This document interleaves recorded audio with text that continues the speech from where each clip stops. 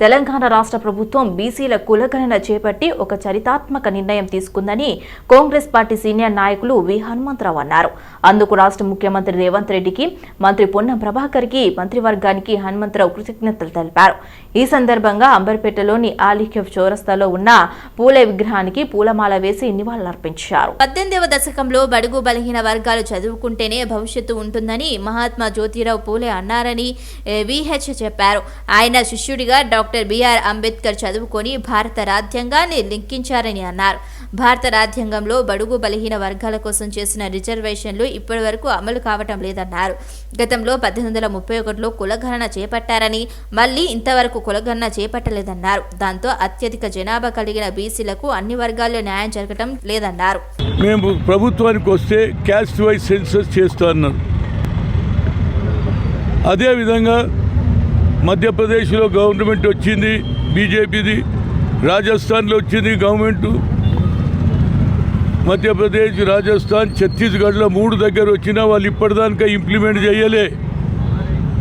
కానీ రేవంత్ రెడ్డి ముఖ్యమంత్రిగా అయిన తర్వాత మొట్టమొదటి కార్యక్రమం మొన్న జరిగినటువంటి అసెంబ్లీలో యునానిమస్ తీర్మానం బీసీ మినిస్టర్ అయినటువంటి పొన్నం ప్రభాకర్ నాయకత్వంలో మేము తప్పనిసరిగా కులగణన చేస్తాం. దానికి బడ్జెట్ కూడా కులగణన చేయడానికి కూడా రిలీజ్ చేయడం జరిగింది. ఇది ఒక శుభ సూచికం.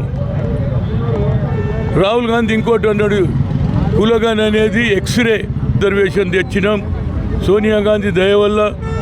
అదేవిధంగా సామాజిక న్యాయం అనే పార్లమెంట్ కమిటీలో ఎస్సీ, ఎస్టీ, ఓబీసీ ఉండే. కానీ రాహుల్ గాంధీ గారి ఆలోచన మేరకు మీరా కుమారికి చెప్పి సెపరేట్ చేయడం వల్ల రంగారెడ్డి జిల్లా మీర్పేట్ మున్సిపల్ కార్పొరేషన్లో శ్రీ సంత్ సేవాలాల్ మహారాజ్ జయంతి సందర్భంగా భోగ్ బండారు పూజా కార్యక్రమానికి ఎమ్మెల్యే సబితా ఇంద్రారెడ్డి హాజరయ్యారు. నియోజకవర్గంలో మద్దతుగా నిలిచి గెలిచిన వారందరికీ సబితా ఇంద్రారెడ్డి ధన్యవాదాలు తెలిపారు. ₹1 సొంత నిధులతో, మరో ₹1 ప్రభుత్వ నిధులతో మహేశ్వరం నియోజకవర్గంలో ఎకరా స్థలంలో గుడిని నిర్మిస్తున్నామని ఎమ్మెల్యే తెలిపారు. భవిష్యత్తులోనూ కమ్యూనిటీ హాల్ నిర్మించుకోవడానికి కృషి చేస్తానని ఎమ్మెల్యే తెలిపారు. ఈ కార్యక్రమంలో బంజారా సంఘం నాయకులు, మేయర్, డిప్యూటీ మేయర్, కార్పొరేటర్లు తదితరులు పాల్గొన్నారు. మంచి జరగాలి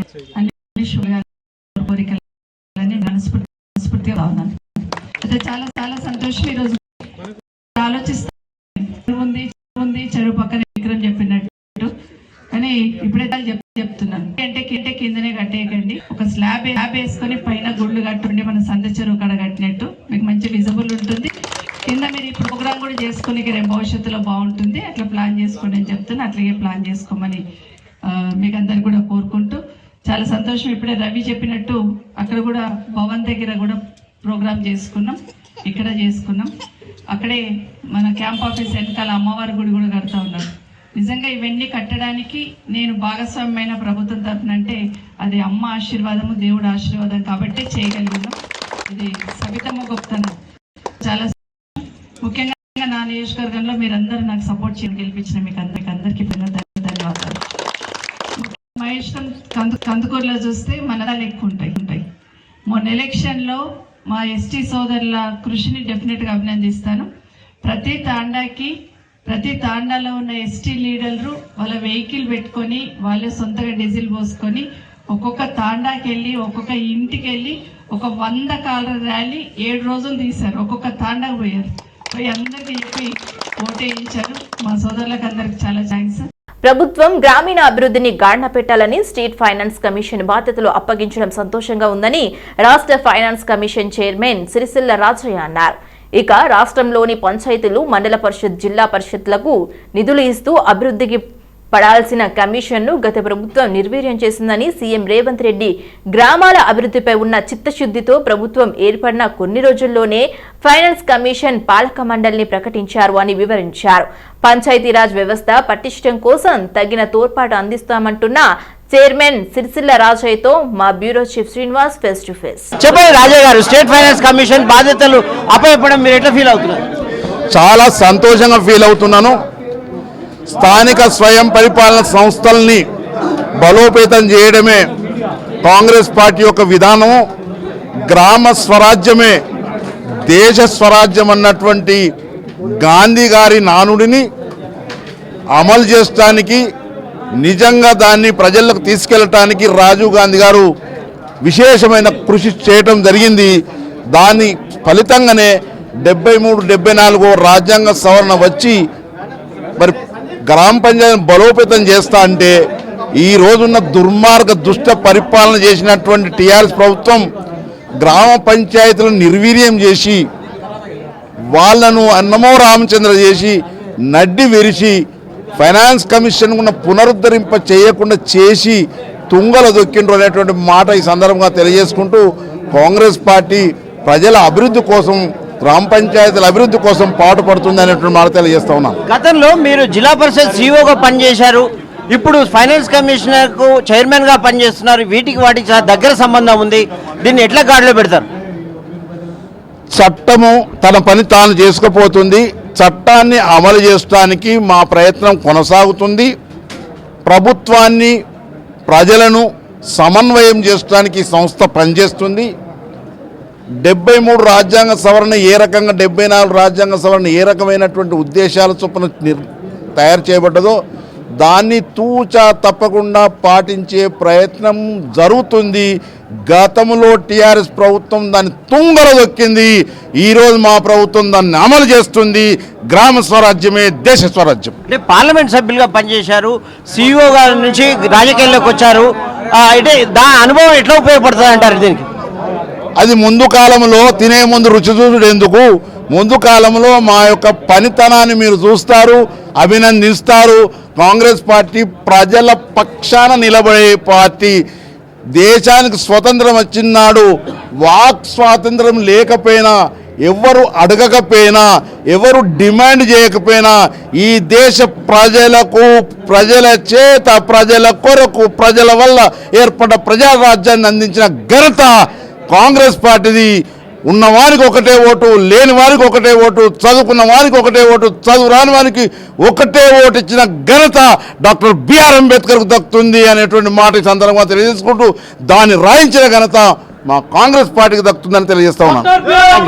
ఇది మొత్తం మీద చట్టం ప్రకారం పంచాయతీరాజ్ వ్యవస్థకు, స్థానిక సంస్థలకు ఎలాంటి నిధులు రావాలో ఆ ప్రకారంగా నడుచుకుంటాము. గతంలో రాజీవ్ గాంధీ చట్ట సవరణ ద్వారా రాష్ట్ర ఫైనాన్స్ కమిషన్కు ఒక బీజం పడింది. ఆ పరిధిలో తాము పనిచేస్తాము. రానున్న రోజుల్లోనే మా పరిపాలన కావచ్చు, మా పనితీరు మీకు తెలుస్తుందని కూడా ఫైనాన్స్ కమిషన్ చైర్మన్ రాజా చెప్తున్న పరిస్థితి. వీడియో జర్నలిస్ట్ మాధవ్తో శ్రీనివాస్, డివిజన్, హైదరాబాద్. మహర్షి దయానంద సరస్వతి 200వ జయంతిని పురస్కరించుకుని హైదరాబాద్ లో ఘనంగా శోభాయాత్ర నిర్వహించారు. నిజాం కళాశాల మైదానం నుంచి రవీంద్ర భారతి వరకు కొనసాగిన శోభాయాత్రను హర్యానా రాష్ట్ర గవర్నర్ బండారు దత్తాత్రేయ ప్రారంభించారు. ఈ యాత్రలో తెలుగు రాష్ట్రానికి సంబంధించిన వివిధ రంగాల సభ్యులు పెద్ద ఎత్తున పాల్గొన్నారు. ప్రధాని మోదీ పిలుపు మేరకు ఈ ఉత్సవాలను దేశ విదేశాలలో పెద్ద ఎత్తున జరుపుతున్నట్లు ఆర్య సమాజ్ నిర్వాహకులు తెలిపారు. దయానంద్ సరస్వతి లక్ష్యాలను, ఆశయాలను ప్రజల్లోకి తీసుకెళ్లాలని దత్తాత్రేయ సూచించారు. ఈ యాత్రలో భారీగా బీజేపీ నాయకులు పాల్గొన్నారు. మున్నూరు కాపు విద్యార్థి వసతి గృహం నిధులను దుర్వినియోగం చేస్తూ మేడం వెంకట్రావుపై చర్యలు తీసుకోవాలని మున్నూరు కాపు విద్యార్థి వసతి గృహం ట్రస్ట్ సభ్యులు విజ్ఞప్తి చేశారు. ట్రస్ట్ చైర్మన్ గా చలామణి అవుతున్న మేడం వెంకట్రావు సభ్యుల అసమ్మతి లేకుండా ప్రత్యేక బ్యాంక్ ఖాతాల ద్వారా లావాదేవీలు జరుపుతున్నారని సోమజ్గూడ ప్రెస్ క్లబ్ లో ఆరోపించారు. మేడ వెంకట్రావును పదవి నుంచి తొలగించి పేద ప్రజలకు, విద్యార్థులకు ఉపయోగపడేలా వసతి గృహాన్ని నడిపించాలని ట్రస్ట్ మేనేజర్ నిమ్మశంకర్ పేర్కొన్నారు. ఎంతో కాలంగా హైదరాబాద్ కాచిగూడలోని మున్నూరు కాపు విద్యార్థి వసతి గృహం పేద ప్రజలకు, పిల్లలకు, విద్యార్థులకు ఉపయోగపడుతుందన్నారు. సంవత్సరం కాలం నుండి మేడం వెంకట్రావు తనకు నచ్చిన వారిని మెంబర్లుగా తీసుకొని అనేక అవకతవకలకు పాల్పడుతున్నారని ట్రస్ట్ మెంబర్లు వివరించారు. నేను మున్నూరు కాపు విద్యార్థి వసతి గృహం ట్రస్ట్ మెంబర్ని ప్లస్ ఇండస్ట్రియలిస్ట్ని. నేను ఈరోజు ఈ అందరి ముందు, మిత్రుల ముందు మాట్లాడడానికి రెండే కారణాలు. ఒకటేంటంటే మున్నూరు కాపు విద్యార్థి వసతి గృహము పేద పిల్లల గురించి 1965లో రిజిస్టర్ చేసిండు. అది పేద పిల్లల కోసమని చేసి వాళ్ళ చదువుకు, తర్వాత వాళ్ళ స్కాలర్షిప్ కోసం చేసిన తర్వాత ఇన్ని రోజులు నడిచిన తర్వాత ఇప్పుడు ప్రస్తుతానికి ఏం జరుగుతుందంటే దాన్ని ఇప్పుడున్న ట్రస్టీలు ఎవరైతే వేరే ట్రస్టీలు ఉన్నారో వాళ్ళు దాన్ని మిస్యూజ్ చేస్తున్నారు. మాకు తెలియకుండా, మిగతా ట్రస్ట్ మెంబర్లకు తెలియకుండా వేరే యాక్సిస్ వెంకట్రావు గారు ఎవరైతే చైర్మన్ ఉన్నారో మేడం వెంకట్రావు, ఆయన మాకెవరికి తెలియకుండా వేరే బ్యాంకులో అకౌంట్ ఓపెన్ చేసి సెపరేట్గా వచ్చే అమౌంట్ను మొత్తం ఇన్కమ్ అవుతుందో ఆ అకౌంట్లో ఓపెన్ చేసి అకౌంట్లో డిపాజిట్ చేసేసి మాకు తెలియకుండా విత్డ్రా చేసేసి దాన్ని ఎక్స్పెండిచర్ చేస్తున్నారు. మేము దానికి అకౌంట్ అడిగితే అకౌంట్ చెప్పట్లేదు, మీకు అవసరం లేదు, మేము చెప్పము అని అంటున్నారు. ప్లస్ ఇంకోటి ఏంటంటే మేము ఒకటే చెప్పిన ఏంటంటే పిల్లల డబ్బులు మీరు వృధా చేయకండి. తర్వాత కార్యక్రమాలు ఏదైనా మనకు మున్నూరు కాపులకు ఏదైనా కార్యక్రమాలు చేస్తే మన హైదరాబాద్ లో పలు చోట్ల ఐటీ సోదాలు జరుగుతున్నాయి. ఈ నేపథ్యంలో బీజేపీ తెలంగాణ నేత అందెల శ్రీరాములు నివాసంలో ఐటీ సోదాలు చేపట్టారు. శ్రీరాములు పిఏ ఇంట్లోనూ ఐటీ సోదాలు జరుగుతున్నాయి.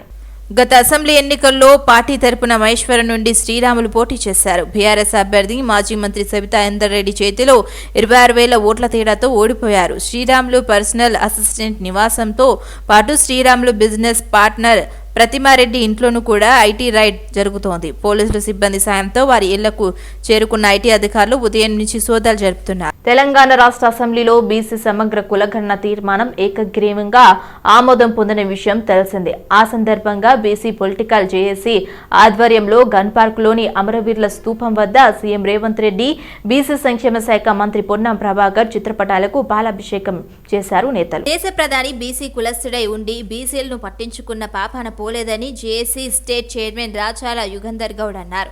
కాంగ్రెస్ పార్టీ ఎన్నికల మేనిఫెస్టోలో పెట్టిన విధంగానే రాష్ట్రంలో కులగణనకు అసెంబ్లీలో తీర్మానం చేసేదన్నారు. ప్రగతి భవన్ పేరు మార్చి మహాత్మా జ్యోతిరావు పూలే పేరు పెట్టడం సంతోషంగా ఉందన్నారు. బీసీలు చదువులో ముందుకు రావాలని ప్రతి నియోజకవర్గంలో బీసీ గురుకుల పాఠశాలను ప్రభుత్వం ఏర్పాటు చేస్తుందని తెలిపారు. బీసీ రిజర్వేషన్ ఉంచాలని చెప్పి కోర్టుకు వెళ్ళినా కూడా జనాభా లెక్కలు లేవని చెప్పి ఈరోజు పక్కన పరిస్థితి మనం చూసాం.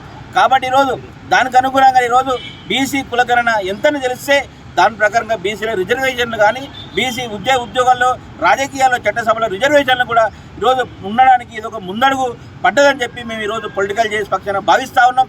అదేవిధంగా కాంగ్రెస్ పార్టీ ఎన్నికల మేనిఫెస్టోలు ఇచ్చిన హామీ ప్రకారం ఈరోజు బీసీ గణన తీసుకొచ్చింది, బీసీ బిల్లును కూడా ప్రవేశపెట్టింది. కాబట్టి ఈరోజు గతంలో బీజేపీ ప్రభుత్వం ఎన్నో మాటలు చెప్పింది. భాగ్యారెడ్డి వర్మ 85వ జయంతి కార్యక్రమం ఓయూ అంశ అధ్యక్షులు నామ సైదుల ఆధ్వర్యంలో ఘనంగా నిర్వహించారు. ఆర్ట్స్ కాలేజ్ వద్ద భాగ్యారెడ్డి వర్మ చిత్రపటానికి పూలమాలలు వేసి నివాళులర్పించారు. హైదరాబాద్ సంస్థానంలో దళిత బాలికల కోసం 26 పాఠశాలలు స్థాపించి వారి అభ్యున్నతి కోసం భాగ్యారెడ్డి వర్మ కృషి చేశారని నామ సైదులు అన్నారు. యావత్ విద్యార్థులు లోక భాగ్యారెడ్డి వర్మ ఆశయాల కోసం కృషి చేయాలని తెలిపారు. ఈ కార్యక్రమంలో విద్యార్థి నాయకులు నెల్లి సత్య, దుర్గం వినోద్, కరుణాకర్, గోవర్ధన్, హరికృష్ణ, నాగేష్ తదితరులు విద్యార్థి నాయకులు పాల్గొన్నారు. నేటి రాజకీయవేత్తలకు, కొత్త ప్రజాప్రతినిధులకు చెన్నమనేని రాజేశ్వరరావు ఆదర్శ ప్రాయుడని పలువురు పెద్దలు పేర్కొన్నారు. హైదరాబాద్ జలవిహార్లో చెన్నమనేని రాజేశ్వరరావు శత జయంతి ఉత్సవాలను పురస్కరించుకొని పోస్టల్ శాఖ ఆయన పేరిట ప్రత్యేక పోస్టల్ కవర్ను విడుదల చేశారు. సుప్రీంకోర్టు విశ్రాంత న్యాయమూర్తి జస్టిస్ సుదర్శన్ రెడ్డి, మహారాష్ట్ర మాజీ గవర్నర్ విద్యాసాగర్ రావు, తెలంగాణ పోస్టల్ శాఖ chief general doctor PVS Reddy చేతుల మీదుగా శాసనసభలో 3 దశాబ్దాల ప్రజావాణి చెన్నమనేని అనే పుస్తకాన్ని ఆవిష్కరించారు. పేదల కోసం ఎన్నో విధాలుగా పోరాడారని చెన్నమనేని జస్టిస్ సుదర్శన్ రెడ్డి స్మరించుకున్నారు. స్వాతంత్ర ఫలాలు అందరికీ దక్కాలని, హక్కులు అందరికీ అందాలని ఆరాటపడేవారన్న విషయాన్ని గుర్తు చేశారు. ఆదర్శ రాజకీయ నాయకునికి నిలువెత్తు నిదర్శనం చెన్నమనేని అని జస్టిస్ సుదర్శన్ రెడ్డి పేర్కొన్నారు. అప్పుడు వారు ఈ పోస్టల్ స్టాంపుని రిలీజ్ చేస్తామని చెప్పి వారు రావడం, దానికి మీ అందరూ వచ్చినందుకు మరోసారి మనకి ఇవాళ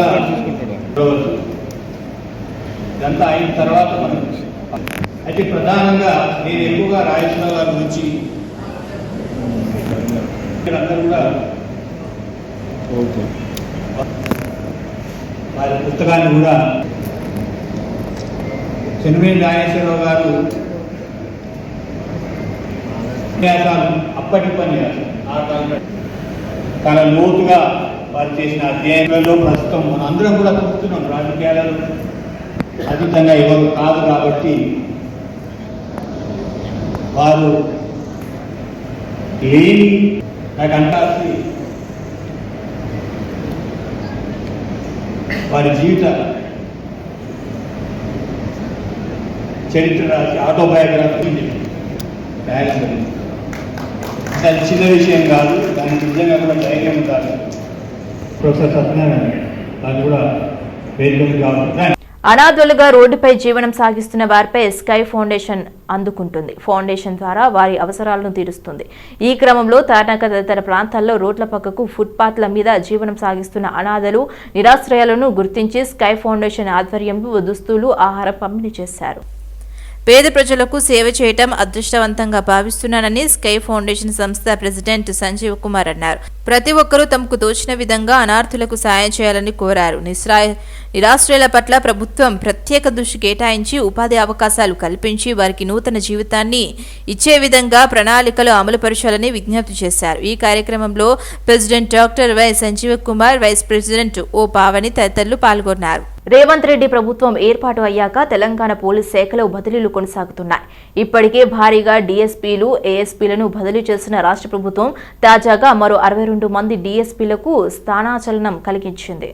పార్లమెంట్ ఎన్నికల నేపథ్యంలో తెలంగాణలో అధికారుల బదిలీల ప్రక్రియ కొనసాగుతోంది. ఇప్పటికే ఐఏఎస్, ఐపీఎస్తో పాటు వివిధ శాఖల్లో పలువురు అధికారులను ట్రాన్స్ఫర్ చేయగా తాజాగా పోలీస్ డిపార్ట్మెంట్లో మరోసారి పెద్ద ఎత్తున బదిలీలు జరిగాయి. రాష్ట్ర వ్యాప్తంగా 62 మంది డీఎస్పీలను ప్రభుత్వం బదిలీ చేసింది. డీజీ ఆఫీసులో వెయిటింగ్లో ఉన్న డీఎస్పీలందరికీ ప్రభుత్వం పోస్టింగ్ ఇచ్చింది. తాజాగా బదిలీలతో పాటు తెలంగాణలో ఇప్పటి వరకు 300 మంది డీఎస్పీలు ట్రాన్స్ఫర్ అయ్యారు.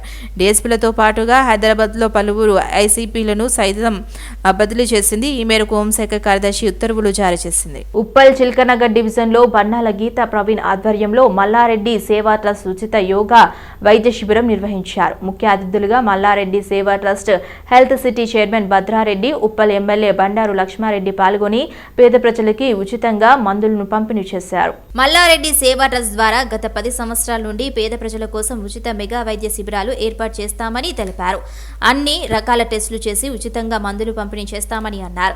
మేనేజర్ హెల్త్ ప్రాబ్లమ్స్ ఉన్నవారికి ఫ్రీ బస్ పెట్టి తమ హాస్పిటల్లో ఉచిత వైద్యం అందిస్తున్నామని భద్రారెడ్డి అన్నారు. అంటే బీపీ చెకప్ కానీ, షుగర్ కానీ, అదేవిధంగా డెంటల్ కానీ, ఆర్థోపెడిక్, గైనిక్ అన్ని రిలేటెడ్ డిపార్ట్మెంట్స్ డాక్టర్స్ రావడం జరిగింది. వాళ్ళు చెకప్ చేసి ఫ్రీగా మెడిసిన్స్ ఇవ్వడం కూడా జరుగుతుంది. అంతేకాకుండా ఏదైనా ప్రాబ్లం ఉండే వాళ్ళకు కూడా ఐడెంటిఫై చేసి రేపు స్పెషల్ బస్ పెట్టి ఇక్కడ నుంచి వాళ్ళు రిఫర్ చేసిన వాళ్ళని అక్కడ మా హాస్పిటల్ తీసుకెళ్ళి కంప్లీట్గా ఫ్రీ ట్రీట్మెంట్ చేసి మళ్ళీ ఇక్కడే డ్రాప్ చేయడం కూడా జరుగుతుంది. సో ఇవన్నీ కూడా ఫెసిలిటీని ఇంకా యూజ్ చేసుకోవాలని కోరుతున్నాను. Thank you. అంటే మల్లారెడ్డి మా ఎక్స్ మినిస్టర్ గారు మీ అందరు కూడా ఐడియా ఉంది. తన కాలేజీలు ఉన్నాయి. వాళ్ళ అబ్బాయి భద్రారెడ్డి తన కూడా ట్రస్ట్ ద్వారా మా ఏరియాలో ఈ హెల్త్ క్యాంప్ పెట్టినందుకు first of all thank you అన్న.